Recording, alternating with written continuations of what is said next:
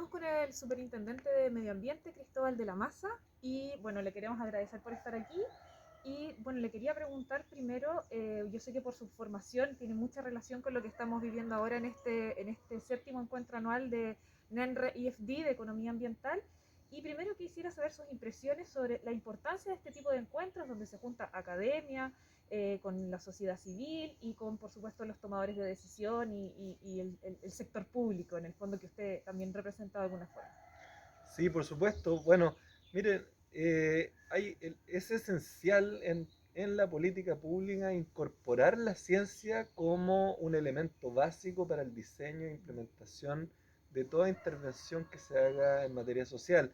Y el uso de herramientas de economía ambiental es una de las herramientas más potentes que se puede hacer para aumentar en particular la efectividad de las políticas. Nosotros, por ejemplo, tenemos un desafío enorme en el centro sur del país de recambiar toda nuestra matriz de calefacción residencial y cómo sumar a la ciudadanía en esto y en el caso de los componentes que estábamos viendo hoy día, estudiar cómo el contexto, en este caso de género, por ejemplo, puede influenciar en que una política ambiental no sea tan exitosa como se esperaba es de todo interesante y se agradece que este grupo, este Centro de Investigación de Economía Ambiental y Recursos Naturales siga aportando al país de esta manera. Y justamente ya que hablamos de esa política pública en particular, que es muy conocida, el tema del recambio de los calefactores en el sur de Chile, ¿hay alguna forma que se ha estado incorporando este factor del género o bien que se vaya a incorporar a raíz, por ejemplo, de lo que se conversó acá o de alguna investigación? ¿Lo tienen considerado como parte del proceso de recambio de calefactores? Bueno, hay que recordar que este grupo fue el que primero desarrolló elementos para el diseño del programa de recambio calefactor. Yo me acuerdo del año 2010 cuando se diseñó una subasta simulada y con eso se diseñaron elementos de diseño como el monto del subsidio, el tipo del segmento de la población a que se iba a apuntar en primera instancia, etcétera. Y ahora se están relevando las limitantes ya con 10 años de trabajo del programa de recambio en que hay segmentos de la población donde esto no ha penetrado, no ha habido adopción.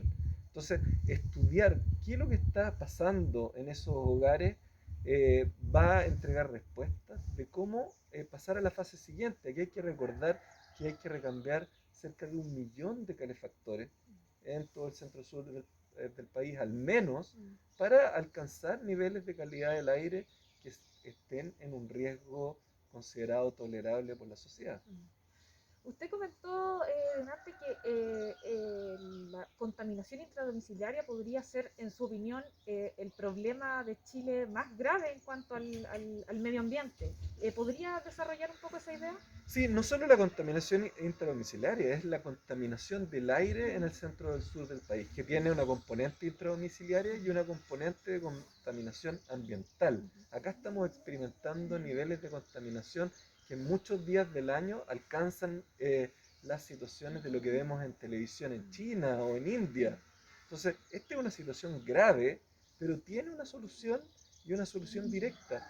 Esa solución sin embargo, involucra un cambio cultural profundo en lo que entendemos como la vida dentro de un hogar en el sur del país y también en el acceso. Acá hay una limitación en el acceso a combustibles más limpios de al menos el 80% de esa población que ha ralentizado la implementación de este cambio, de esta transformación social completa.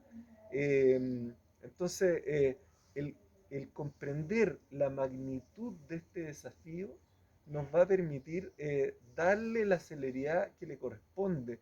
Aquí, con una política pública bien diseñada, se puede abordar este problema en una fracción del tiempo de lo que se ha hecho. Ya llevamos 10 años de implementación, pero el tema es tan urgente que sería muy potente que este tema a nivel político se aborde durante el ejercicio del próximo gobierno.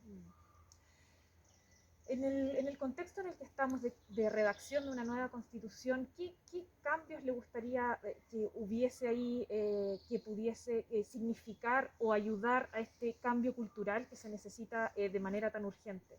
Bueno, como vimos también en la investigación que presentaron hoy, muchos de estos problemas, por ejemplo, los temas de equidad de género, se radican en dificultades en el acceso a otros derechos humanos, en este caso recursos básicos, información, participación y el acceso a la justicia ambiental en general, que impiden el acceder a un derecho fundamental como en este caso es el ambiente, de un ambiente libre de contaminación. Y lo que estamos discutiendo en esta constitución nos va a permitir cambiar la mirada. Nosotros, la constitución anterior fue pionera en incorporar derechos ambientales, pero solo a nivel individual. Tenemos que avanzar a incorporarlos como un derecho colectivo y hablar ya no de contaminación, sino de medio ambiente sano y ecológicamente equilibrado, y también reforzar los pilares fundamentales de esos derechos de acceso.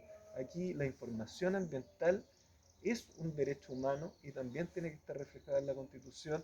La participación debería ser mandatoria en todos los temas que tengan que ver con la administración del Estado y el acceso a la justicia debería estar garantizado. Perfecto. Muchas gracias, Gracias. superintendente.